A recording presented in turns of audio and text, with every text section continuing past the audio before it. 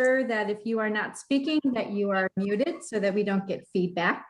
And then finally, even though you're muted right now, we do want this to be an interactive conversation. So if you are able to unmute yourself during those times when we're asking for feedback or commentary, please feel free to do so, as well as using the chat. So that's something that we'll be monitoring as well.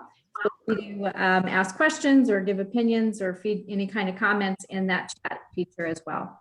My name is Melissa Sadorf. I'm the superintendent of the Stanfield Elementary School District here in Arizona. And I am also on the ARSA Executive Board as the president-elect. And my partner in crime is Sean Rickard. I'll let him introduce himself to you.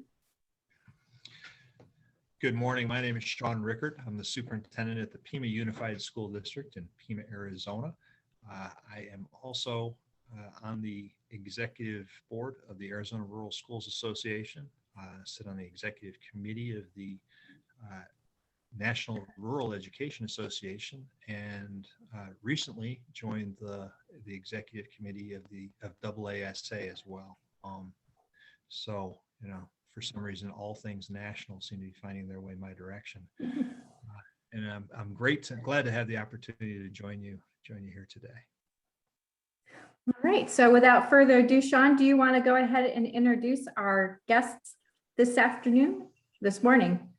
Ugh, long day already. Afternoon, midday. All right, welcome. You know, we had the opportunity at our the last time that we all got together in Flagstaff. We had the opportunity to hear from Brad Mitchel. At that time, he was in a different capacity, but he was the same capacitated person he is now. So we're glad to have the opportunity to be joined by him today.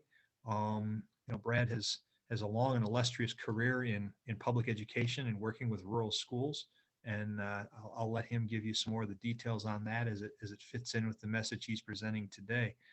But we are glad to be joined by Brad and look forward to visiting with him a little bit more about strategic planning and public schools and how we can all make things better. So welcome, Brad. Thanks, Sean, and hello to everyone. And it's good to feel capacitated, being affirmed as a capacitated person. I haven't had that for a while. As Sean said, I've done a lot of work with rural collaboratives across the country, particularly the last 15 years. In the last few months, I decided to kind of go independent and work with a variety of groups, the National Rural Education Association, Generation Schools Network, and one of their representatives, Allison, is on the call today as well. And what I've been finding out in this time of COVID is collaboration is more important than ever, but also collaboration is still an unnatural act. And particularly in rural places that have so many things to do and the time to collaborate, but the necessity to collaborate. And so I really want to make this a conversation. I've been working with a variety of people from around the country on a tool that is a work in progress that we're providing freely, and people can modify it and use it any way they want, but it is a work in progress. And so I really look forward to sharing to see if this is a valuable tool and if it can help your lives as you move forward. I also realize that you're harried and hassled and that you're dealing with the challenge of the immediate and the urgent. And this tool kind of is more of a long-term planning tool that tries to deal a bit with the immediate and urgent, really takes a 3 to 5 year plan about how these various federal and state resources might be connected together for a more system change, system transformation over the long period of time.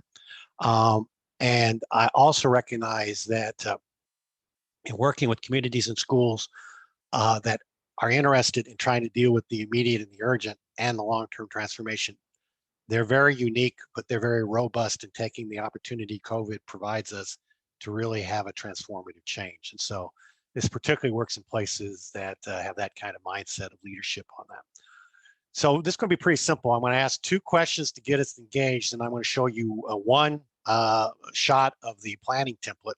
And then we're just going to talk about it. If it's valuable, not valuable, how might it be changed? We can get it to you, you know, if you'd like to use it in any way. But we'll go as far as we go with those things. So in the spirit of the roundtable, I'm going to open this up, and you can either do it in the chat or you can just talk. Is what is it about a roundtable conversation when it's really good? What makes for a really good roundtable conversation? Give me a sense of when you look in the past about a really good conversation. What does that conversation entail? Melissa says people participating. What else?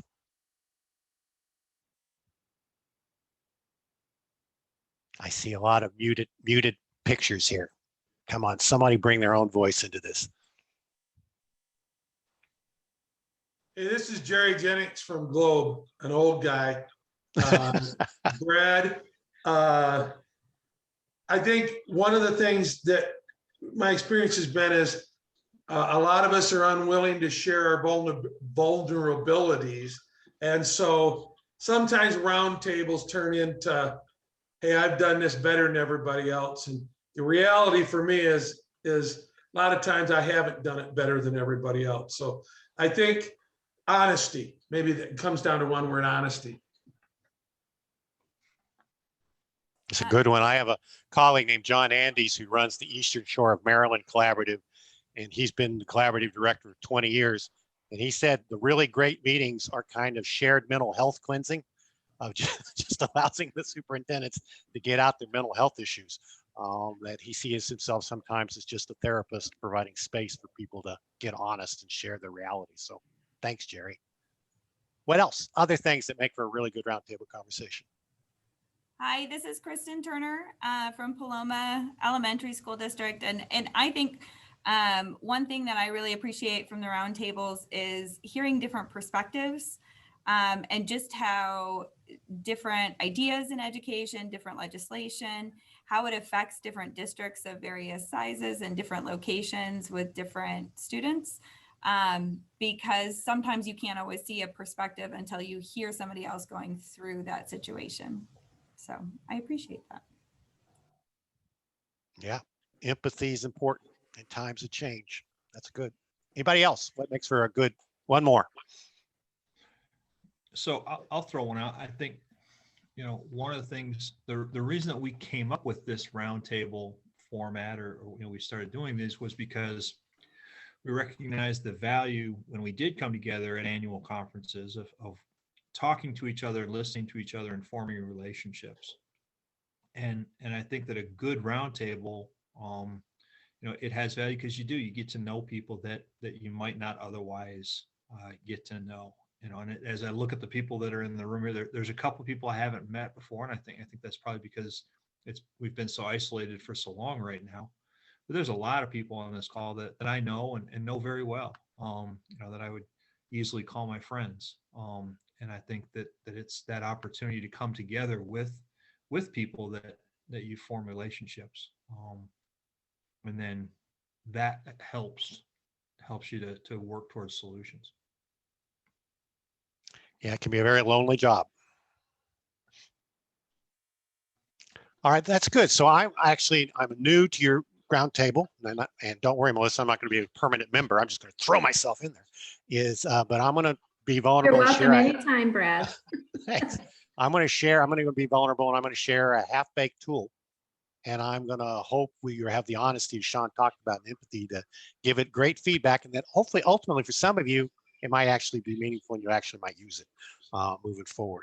So one more question before I show the tool is, in the last year and a half, in my working with a lot of rural superintendents around the country, one of the things they talk to me about is planning and adapting. So I've been with superintendents on a Tuesday that said, we're going hybrid, and by Friday, it's remote.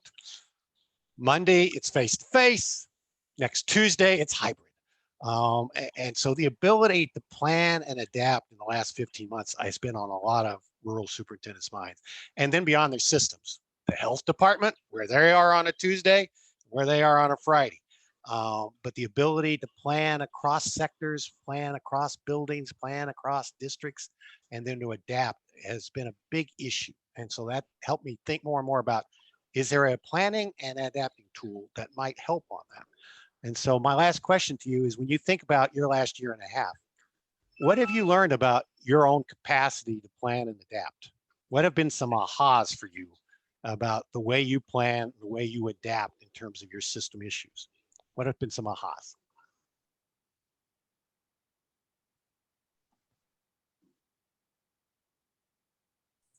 Please feel free to unmute and Yeah, in.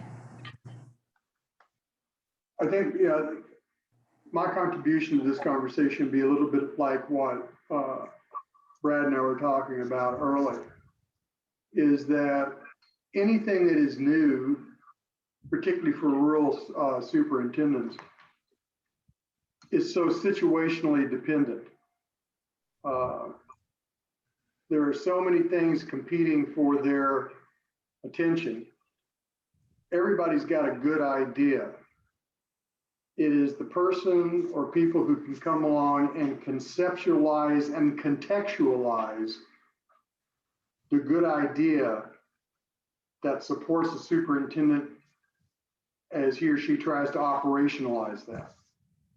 Because therein lies the rub. Everybody's got a good idea. The world abounds with good products and good ideas. But how do you operationalize that? And most of these things require money to begin, which means timing is very important in a district's budget cycle. So you're looking to create capacity both for budget capacity and attention capacity.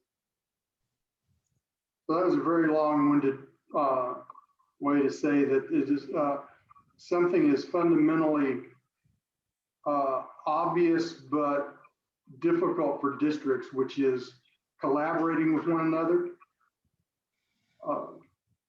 requires great skill and support along the way. Thanks, Wes. Anybody else? Hey, Brad, this is Peter Dwyer from Red Rock. Sorry, my camera's not working today. Mine isn't as deep as Wes's, but it goes to the same point, is that what the past year and a half has happened for me as a brand new superintendent is learning to reach out to resources and not necessarily have a roundtable, but extend myself past my comfort zone and reach out to people who've been in the game a lot longer than me and kind of I'm looking up to them and say, hey, I need some help. And within our group in Pinell County, it's been crucial for us. We were meeting once a month prior to this, and now we're meeting weekly. And the discussions for a new superintendent, and I'm sure even for a seasoned superintendent, have made quite the difference. Super. Anybody else? I'll add to that. Mojave County has about, I don't know, 17 or 18 school districts, some of them very small. But we've done the same thing this year, which is monthly meetings where some of our folks could never come because they have small school districts and they're everything, or they're 4 hours away and still in the county and have to go through another state to get to the county meeting. So it's been really nice to have initially weekly meetings. We're now doing every other week. Great teamwork, sometimes it's venting, but most of the time it's coming to consensus. And we have found that as a group, we now have a voice at the state level. It's totally different when one superintendent emails or writes a letter to a legislator or to ASBA or to pick any organization, any of the alphabet organizations. But it's something different when the group sends something or the group directs the county superintendent to represent us in a certain way. And so we have found that our rural districts are now being listened to at the state level way more than they were in the past. So lots of really good benefits from us collaborating. It's great. Rural voice being amplified is huge. So thanks. All right, so let's get to this tool. I've teased you enough on this, but I was hoping you were going to say that because that's been the spirit behind the development of this tool with my rural superintendent and teacher leader colleagues over the last 4 or 5 months as this has been developed. So, and Sean will know better, but I think with American Rescue Act and ESSER stuff, I think Arizona has got 2.5 billion that's been coming down or will come down over the next few months on that, with states, with locals supposedly getting 90% of that often. And so that's a lot of money, as you know, and there's a lot of immediate need. And that context raised, well, but could some resources be collaborated to have kind of long-term change? And so what we've developed with colleagues out in the field, and we can send this to you if you're interested in it. We've developed what we're calling a networked change and adaptive management planning template that can be used a variety of ways. So if you look at that left-hand column, those are all elements from ESSA Consolidated Plan Core elements. So this is already part of your planning, but it's integrating your planning across different funding streams, as well as maybe across districts or other sectors in your community on pulling together your resources. So you see on that left-hand column, the classic basic things that are in an ESSA plan. There are a lot more in an ESSA plan, as you know, you fill them out every year. But the diagnostic review, the stakeholder involvement, the intervention, the actual solution, the program evaluation part, and then the equity impact part that come into play. And so you have these elements anyway. So in working with folks, they've said, we're doing this planning, we're turning plans in anyway. But what often happens is we get into a compliance mindset, and we don't see the integrated approach of how planning for this funding and planning for this funding connects to a bigger picture about system transformation. So if you look at the middle, it's what we're calling integrated solution priorities. That these problems, these solutions are not siloed, though they're often funded that way, as you well know, but they're actually integrated. And in the last 4 or 5 months, and you can change any of these things, but in the last 4 or 5 months, wellness issues have come up a lot. Learning loss, obviously, is the big ticket item on the most recent funding. Student disengagement, kids that went into remote learning and never came back or never even got to remote learning, as well as just kids coming back and trying the new pattern and the new roles and the new rhythms. The shortage of talent, the loss of teachers, either due to COVID and or after a year of this, they don't want to do this anymore. And then the shortage rural places have already in being able to attract and retain talent. And then school to work keeps coming up often, where, you know, before COVID, it was much more of a college going ethos. There now seems to be much more solutions around school to work, particularly in rural places, trying to grow and keep local talent for evolving economies after COVID. And so you have similar solutions across districts. These just seem to be the most common, and they're integrated to that. And then if you look, you have your resources in which you can apply to that. And then you've got your ESSA resources, and then there's a category of other, and you can keep adding other things like philanthropy or whatever, and you can start putting in, well, what could I take out of that budget, take out of Title I Part A for this issue moving forward or not moving forward on this. And then the notion is, so we're working with districts, is each district can do that. And then if they want to partner with districts on kind of shared investments, they can take that $10,000 under Title II Part A, and if they got 5 other districts, they could knock that up to $50,000 if they want, and have a bigger support system for what they're wanting to do. And so it's a simple framework. What's your planning things you have to do anyway? What are your integrated problems and solutions? Where are your resource buckets? And try to put them in one place. Look at your story, and then you could put other districts that you're working with on their story too, to see if you can build a nest egg to attack your problems. So one more thing, and then reactions. And then I just want to quickly go through, this is an example of an approach that we're doing with 6 districts, rural districts in Southeast Ohio on this. And I won't go through all these things, but if you go to that first row under diagnostic review, they all did their diagnostic reviews, and they came up with common issues about trauma-informed care and kids who have been in isolated environments and coming back and may have mental health issues or a variety of things or difficult family situations. The tier 3 kids, particularly if they went remote, coming back, what's MTSS and SEL going to look like? Losing kids and losing credit recovery at the high school level under engagement. Losing teachers. A lot of districts that we're working with are thinking they're going to have a 20% teacher drop off coming this fall, how to prepare for that.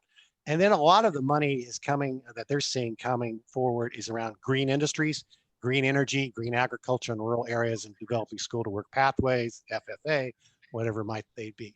So what they've done, these 6 districts are doing right now, is they're developing a shared diagnostic, a shared competency needs assessment in those areas to tell them their story. And then they can look at each other's stories to see where they are, to see where they're comparative and where they might be able to go after philanthropic resources or state resources on common solutions to these issues. So they have a shared comprehensive needs assessment that can come off the template. Then if you look at the second row, stakeholder involvement, one of the big things these districts have seen across those 5 solution problems and priorities is the need for a school health and wellness plan that is also tied to learner self-direction, tied to surveys they've done in focus groups with disengaged kids, what they're going to need to come back, a regional approach to educator human capital development, and the role they have with their business partners and business advisory councils. So what they're playing with now is developing a school as community learning center planning. Could they look, and so some of them are looking at wraparound services, other people are looking at, maybe a school to work and putting the trades in one of their buildings as apprenticeships, internships, but they're all kind of doing a common school as community learning center planning with each other, where they can come together, share resources, not share resources, but they've got a common approach. Then the third, not a common solution, a common approach to planning and investing and adapting. Then the third row is the actual actions. And the thing that if you see in the green that comes out of there is, and I think this for at least Ohio is brilliant. So they're actually looking at hiring 1 or 2 community and career connected learning coordinators over the next 2 or 3 years that largely be connected with what's called education service centers, yours BOCES, in which they'll help coordinate all that those first 2 rows work with 1 or 2 people, but those people will work for the 5 or 6 districts rather than alone. They're avoiding the funding cliff in 2 years because these coordinators, if they do their job well, will be out of their job in 2 years when the money runs out because they would have done the coordinated work with cross-sector, with the funding, with the accountability programs, with the partnerships, with the protocols. So they're actually looking as a solution under their intervention, a community and career connected learning coordinator that'll deal with wellness, that'll deal with disengagement, that'll deal with learning loss, that will deal with educator shortages, and that will deal with school to work and school to community relationships on a short-term 2-year investment of shared resources where each of them can take 10 or 20,000 from somewhere and put it into those positions. Then program evaluation, the other thing they're doing is, why don't we create a continuous improvement group, at least 1 person from each district that will pull together the data on wellness, on learning loss, on disengagement, on shortage, on school to work, our interventions, and learn from each other. Not a fancy thing like a network improvement community in Carnegie 101, but more just a group of people that have a community that have common continuous improvement approaches. And again, maybe hire among themselves a continuous improvement coordinator for 2 years to build their continuous improvement capacity. And then the same thing for the equity issue. So the continuous improvement partnership group, as well as the 1 or 2 people they hire for 2 to 3 years, will also deal with the equity issues to pull together. And so I appreciate that. That was 8 minutes of dump, but I wanted to kind of give you an example of how this could play out. The middle can change and the degrees of involvement can change as well. I used to have a friend named Jim Mahoney that said, do you want to be the pig or the chicken at breakfast? You want to give up your leg or give up the egg? And that varies, and you always go with the coalition willing. But we are seeing by people coming together, and as somebody said earlier, showing vulnerability. Here is our comprehensive needs assessment. Here is our stakeholder involvement and planning on community and career connected learning. Here's how we evaluate and stuff. By coming together and sharing that stuff, filling out their plans alone, and then coming together and say, hey, we could merge on this. We could leverage on this. We could do this kind of this. This tool is getting some traction and some value and some use. But again, it's a work in progress. Okay, I'm going to stop. You've been very patient. Reactions, questions, comments. You can use the chat as well if you want. Reactions. 2 things in the chat. Yes, please send. Yes, we will love sending that template out to you. And Melissa, you can either go in the group or I can send it to you. I made a couple changes since the one I sent to you this morning. Okay, if you I want to send give it you to me, I'll latest send it version. out. Yep. All right. Yeah, I will get it out to folks. All right, reactions. What's missing? What might make it better? Is it relevant? Is it meaningful in your lives? Because this is a pay-as-you-go approach for system transformation without running sustainability or fiscal cliff issues in 2 years. Brad, I have a question. You said that this one is from Ohio, and the evaluation just says continuous improvement partnership. What exactly are the pieces that they're looking at to make sure that what they're doing has impact?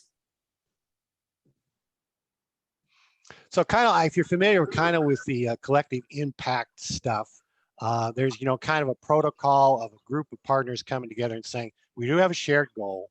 We do have a shared intervention, at least target. It may be different approaches, not one blueprint. Like everybody might be touching early literacy, but they might be approaching it from 4 different ways. But they do have a shared intervention strategy, theory of action change. They have a shared commitment to share their data and to coach each other on their data. And then they have a shared commitment to bring that to leadership for adaptation. So essentially they kind of follow that protocol under the partnership type of stuff. And what they'll normally do is they'll identify at least one liaison who's their numbers geek in their system. And again, with rurals, with not a lot of back offices, that sometimes can be the high school vice principal. That sometimes can actually be a community member that's with a business that does continuous improvement, Six Sigma kind of stuff. But they have somebody that's willing to play that role. And now what they're considering is actually hiring a person and either having it at the ESC or mutually owned for the next 2 years to do all that back office to maintain that continuous improvement stuff. Because as you know, Melissa, with all the great intentions, if everybody's running as fast as they can and they show up at the continuous improvement meeting, they will not have done their homework. And so having somebody that coordinates that does that makes a lot of sense. At the end of the day, this is about paying for the glue for community planning stuff and for continuous improvement stuff for 2 years. And then the hope, if they do their job well, you will have infrastructure then, and you will have better data-informed, evidence-based, community-based stakeholder engagement on your long-term solutions. And so does that help? So, and again, it can be different. Some people can be big time into network improvement communities like Carnegie and do it like academic 101. As long as they have a continuous, that's why we call it a continuous improvement partnership. It can be any model they want, as long as they have those elements. Yeah, that shared makes goal, sense. common theory of action, willing to share evidence, putting some people behind it. Yeah, appreciate that. Thanks, Brad. Yeah. Carolyn, do you want to unmute and ask your question? Well, I noted what Wes said about getting boards to go along. I have found over the past year that the conversations like this one, as I'm starting the planning process or rolling out the structure, are much more valuable this early in the conversation than later when I'm ready to present it to the board or those kinds of things. So, and that may not be where Wes was going with this comment anyway, but at the point where I'm, having lots of stakeholder involvement and that kind of thing is early in the process, and then refining it before it goes to the board. So, and then given some of the things going on among boards in our area these days, getting boards to even talk to each other about any of these plans is doubtful. Well, yeah, you guys in Mojave County have kind of a unique history there that creates some obstacles to collaboration. Not for lack of trying, Sean. Not for lack of trying. Oh, no. Exactly. No, I think, some tremendous things have been tried. And for me, I'm looking at it more internally and thinking, I guess, my thought is, yeah, there has to be collaboration within, the school, within the district, and a good format for bringing people to the table. And I think that this does provide that basic, just of saying, okay, what are the priorities that we need to deal with, and the priorities that that are identified here in the template may not be necessarily the priorities for your environment or your context, and that's part of the wonderful thing about leadership is you've got to figure out what your problems are before you start working on your solutions. Otherwise, you can spend a lot of time working on solutions to things that aren't really your problems. But I think that recognizing that, you have to sit down and work on a diagnostic process. You have to, find a way to engage, the relevant stakeholders, and develop a plan for intervention, and recognizing that right now, that there's a tremendous need for this kind of process. I was reading a book the other day, and it was talking about strategic development, and pointed out, it says, the problem with strategic development is that, leaders that are brand new and desperately need a strong strategic development process generally don't have enough, don't have their sea legs under them enough to really navigate it very well. And those that do think they don't need it. And so, you miss out on both ends a lot of times because, it's a process. And I think that what we're looking at here is a tremendous tool to help, both ends of the spectrum, the brand new leader and the veteran leader, guide the process, if I'm understanding what we're talking about. Yeah, you are. And I want to, Caroline, you're dead on. And in my experience, there are three kinds of collectives that happen here for it to work. All of them depend upon the coalition of the willing. And so all of them depend on the coalition of the willing. But one is local contiguous districts that like to play in the sandbox together. It can work. But what often happens is people are competing for students if there's open enrollment or whatever it might, the athletics can, the culture of it can even do it. But I've worked with around the country, contiguous districts that work well together. But if they don't work well together, this tool ain't going to help on that one. The second approach is a BOCE, playing kind of central approach. And so I've worked with BOCEs as kind of as a Switzerland, and just help coach them up to use this tool and work with this kind of stuff. And that can be, so you don't want to displace the local facilitator of collaboration. You just want to empower and enrich. And then the third one is kind of what I think Sean was kind of hitting at. And I think somebody in the group talked about, and maybe it was you, Carolyn, talked about this roundtable. To be honest with you, I have found this most successful in general with 4 to 8, 10 districts that are across the state that have a like-mindedness, that don't have a competition, have that leadership mindset that Sean was talking about. And by not being near each other, it actually helps. So a roundtable is an example of that or not. To give you my bottom line, I'm interested in working in any place that wants a coalition willing, that wants to use the tool and build it out in whatever format. But Carolyn, you're dead on. And there could be other configurations of that. Those tend to be the 3 configurations where it's going to work. If it's an imposed thing with people that aren't playing together, it ain't going to work. It's whipped cream on mud. It just will not work. Caroline, I think, like whipped cream on mud. And then somebody said, I think Wes, could be an ideal topic for neighboring superintendents if they're the coalition of the willing, if they are willing to be vulnerable and play together and not overly competitive for resources or kids. Yep, absolutely. Or as Sean said, just pick one integrated solution that they can agree to first. The district this comes from, these districts have been working together for 30 years. And so they went for the integrated enchilada, but it could be one integrated solution and just build out the next year's planning. Perhaps you could build out another integrated solution to this, but it gives you now a process, a protocol that becomes normative, and that you have to do anyway with your planning. Other reactions, comments, questions?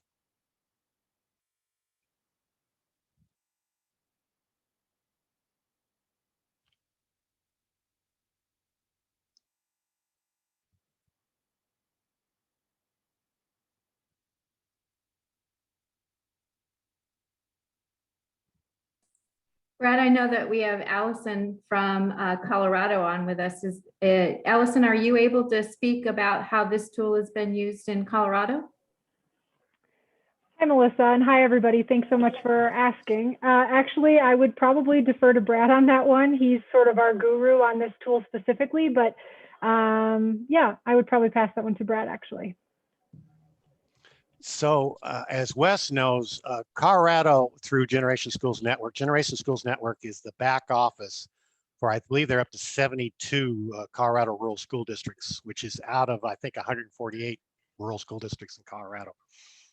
And so they're the back office. And what they do is they have what they call Genesis groups. So they, through either surveying or meetings, kind of say, what are hot, itchy topics that people want to focus on? And whoever wants to come together to focus on that.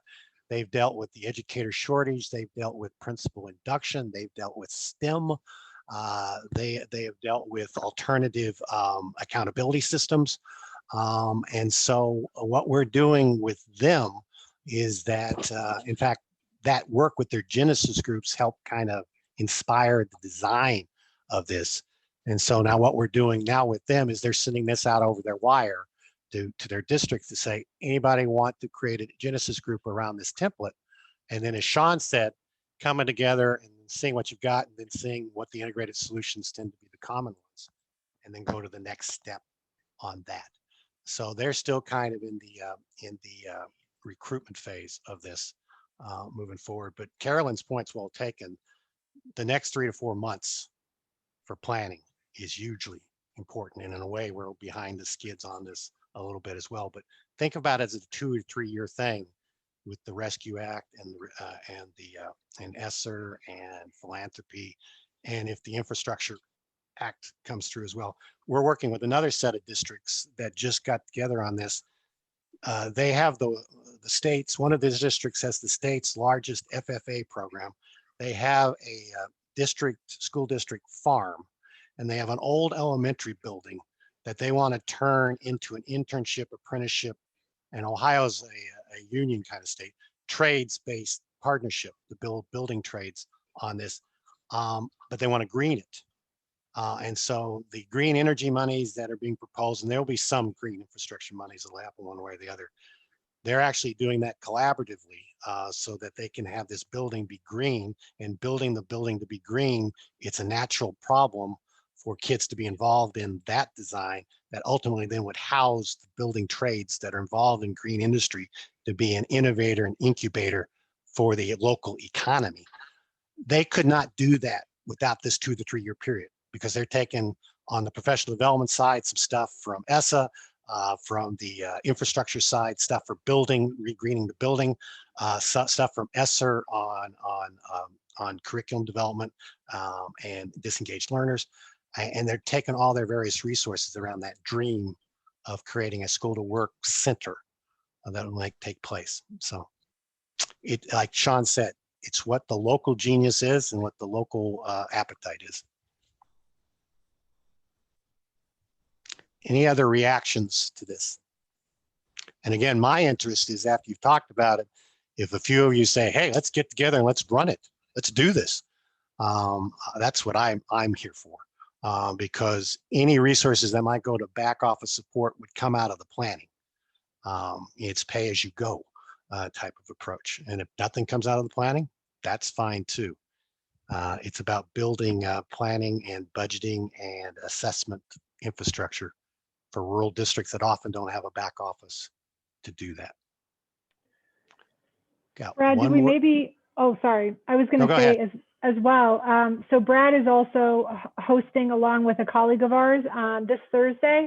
We're going to be having a session for about 45 minutes where we're talking with other school leaders around this tool and other common issues that you all might be facing with disengaged learners, SEL, learning loss. And so obviously, if that's something where you or anyone from your staff would also like to attend, we'll also be kind of talking through some of the basics of this tool there with those groups. So just wanted to throw it out there that if anyone's interested, I can pass the information along to Melissa so that way we could connect you to that.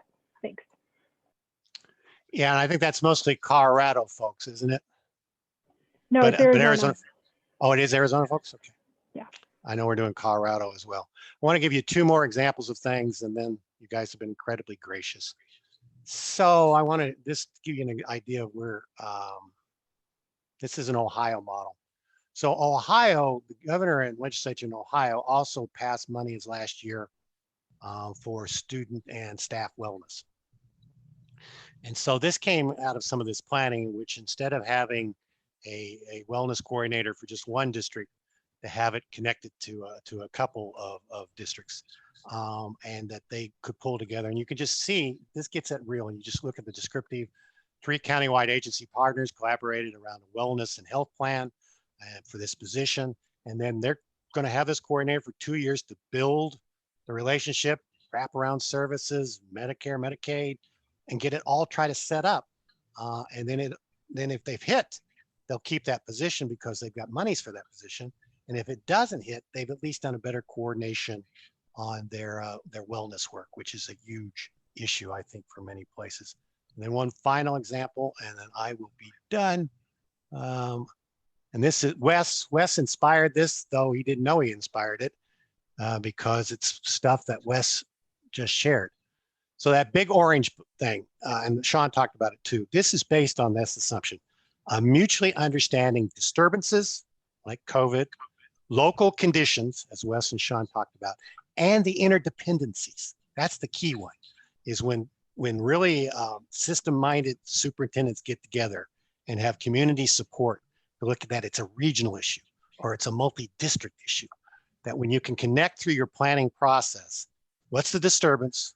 What are the local conditions that need to be dealt with? And then what are the interdependencies that we can fund for collaborative action?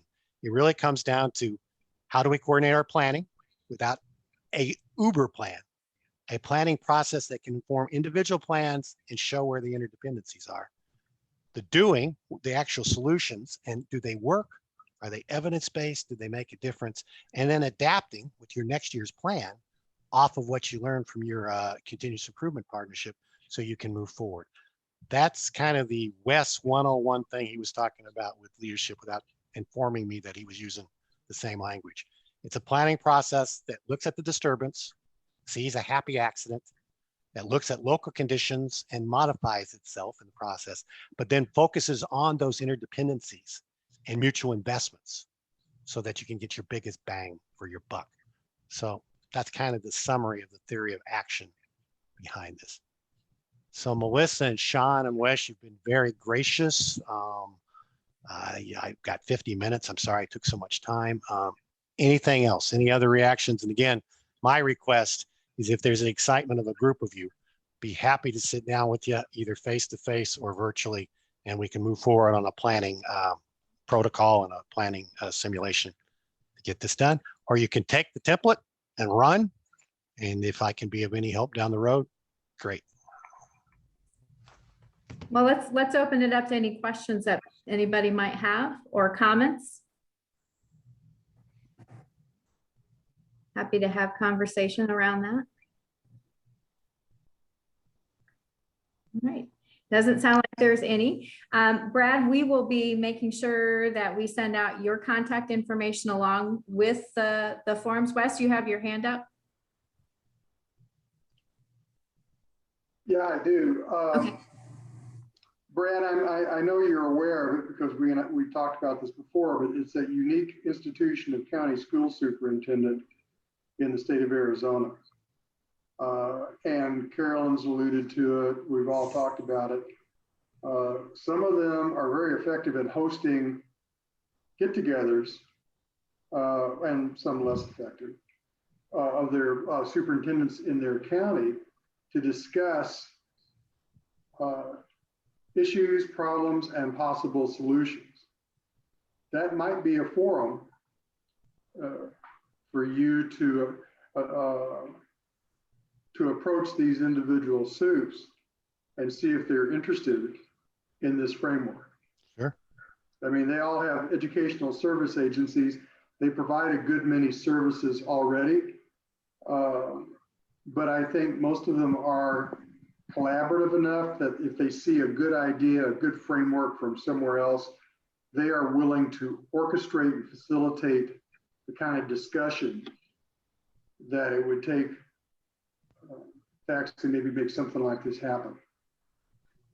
No, be great to work with you. Anybody on that? That'd be great. I'm also an old coalition of essential schools, progressive educators. So if you guys don't mind on the chat, could you just give me an exit ticket? Could you just say, worth my time, not looking forward to the template, not where were the cookies, anything, but could you just take a moment on the chat? I like to get a sense of the room, a sense of, did this make a difference? And so if you could just take 30 seconds and put something in the chat. If you Well, I don't, can my tell whole ego is everybody going to be. that this experience was far superior to a sharp stick in the eye. Let's not set the bar too high. Man, Good grief, Wes. all right. I thought Carolyn was my only buddy, but it's beginning to happen. Please, You've just been 30 around us seconds. long enough, Mitchell, to know. Yeah, you can say it sucked. I can take it. You know, No, just it anything. did not suck. It anti-sucked. It's really good information. It's just making it operational. Good You know, job. one of the, I'm gonna interject and say, this is the time, I think more than ever before, we have been very collaborative in the last year. If there has ever been a time where we can sit down and be vulnerable with each other and listen to how our needs can intersect and collaborate forward together, I think now is the time. And we do have an opportunity with these federal dollars to do something of impact. And I'm excited to be able to see where something like this would take us. So I appreciate, Brad, the conversation around the template, as well as the ideas on how it can be utilized.